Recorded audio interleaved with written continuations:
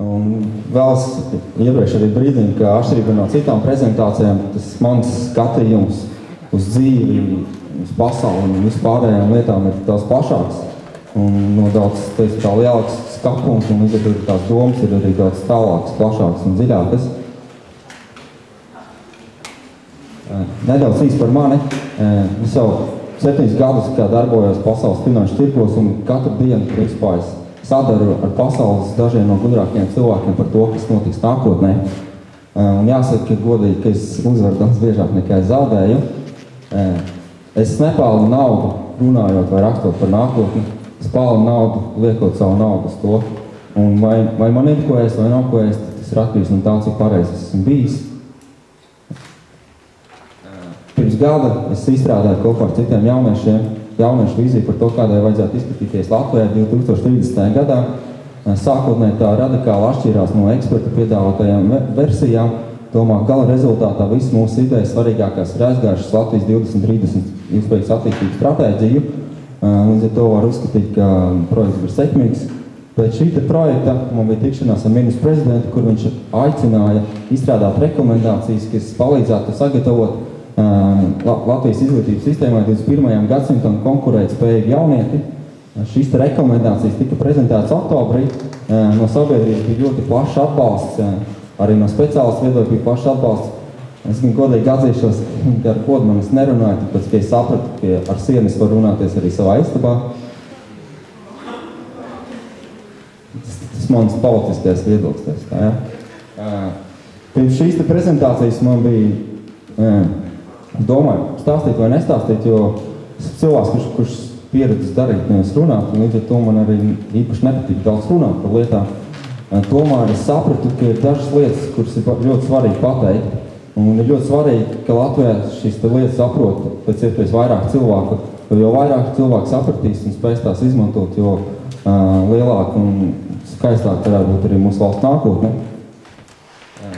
Proti, mēs pasaule kā tāda atrodas jauna laikmeta priekšakarā. Par to runā gan raksti, gan daudz filozofu, rakstnieki un žurnālisti. Šīs pārmaiņas ir nenovēršamas, un tās notiks jau tagad notiek, un notiksies ļoti strauji. Un kas no tā izrietēs, proti, mainīsies radikāli veids, kādā mēs dzīvojam, domājam, sadarbojamies, radām, mācāmies, mācam citus cilvēkus. Radīsies jauna ekonomika, jauna sabiedrība, jauna politika. Cilvēki, kuri spēs to paredzēt un pielāgoties, tā arī gūsies lielākos panākumus.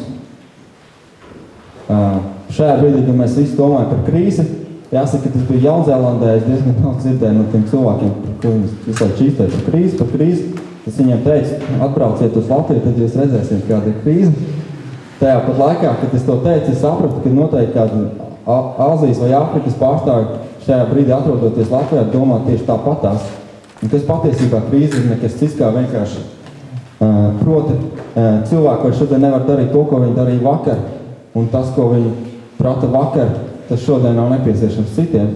Līdz ar to viņi vienkārši nespēja pielāgoties jaunajai situācijai, un vārds krīze ir vienkārši kā attaisnojums savai nespējai pieņemt esošo situāciju un realitāti. Līdz ar to gan valdības, gan iedzīvotāji pārsvarā runā par krīzi tikai tāpēc, lai attaisnot savu nespēju. Jūs redzat, tās ir pasaules labākās augstskolas. Cilvēki, kuri beiguši šīs augstskolas ar vislabākajiem iespējams atzīmēm, pārsvarā vada lielākās pasaules bankas, korporācijas, arī valdības. Šīs te visas iestādes un institūcijas ir noveduši pasauli dotajā brīdī līdz finanšu sistēmas sabrukumam, un tas liecina tikai par to, ka mūsu domāšanas modelis, veids, kādā mēs izprotam realitāti, kā mēs analizējam realitāti, kā mēs paredzam nākotni, ir izgāzies. Einsteins reiz teica, ka prāts, kurš ir radījis problēmu, nespēja to atrisināt. Līdz ar to ir diezgan skaidrs, man ir pilnīgi skaidrs, ka finansu sistēma sabruks, kas nozīmē to, ka mainīsies radikāli pasaule. Es domāju, ka tas notiks samērā ātri, jo varētu gada beigās lielākā daļa pasaules banka varētu būt nacionalizētas. Un tas ir tikai viens solis līdz brīdim, kad nauda kā parāds un, teiksim, tā arī kapitālisms kā sociāla ekonomiskā sistēma izzudīs un mainīsies uz pavisam citām lietām. Ceru, ka man pirmais policijas te neviens nav. Kredītkrīzes būtība. Skaidrs, ka nekas pasaulē nenotiek tāpat vien, un šai krīzē, kas ir pat labam, ir ļoti liela, dziļa nozīme, un tā nozīme ir sekojoša. Proti, tā ir spēles laukumu jaunai spēlē, jaunam laikmetam. Mēs esam dzīvojuši, domājuši, uzvedušies un radījuši diezgan daudz lietu, kas varbūt nav pareizas un ir nevajadzīgas, kuras mums traucē attīstīties tālāk un sasniegt jaunas līmeņus gan kā sabiedrībai, gan kā cilvēcei. Līdz ar to šī kredīta krīze, iespējamais finanses sistēmas sabrukums ir absolūti nepieciešamība, lai varētu sākt darīt kaut ko citu. Jaunais laikmets. Tas veids, kā mēs dzīvojam, kā mēs darām līdz šim, ir novedis pasauli līdz tam, ka dabas resursi tiek izniekoti, daba tiek postīta, plaisas starp bagātajiem un nabagajiem nepārtraukti pieauga, un līdz ar to pasauli kā tāda ir samērā uz robežas, un līdz ar to ir nepieciešams kaut kas pavisam jauns, pavisam jauna pieeja, jauna domāšana. Šis jaunais laikmets varētu nest šo jauno domāšanu, jauno pieeju, kas ir absolūti nepieciešams. Un kas galvenā iezīme šim jaunajam laikmetam, ko daudz sauc par radošo laikmetu, proti, ja mēs tomēr apskatām Maslova piramīdu, paņemam kaut pamat ideju tam, tad cilvēka vēlmes ir neierobežotas.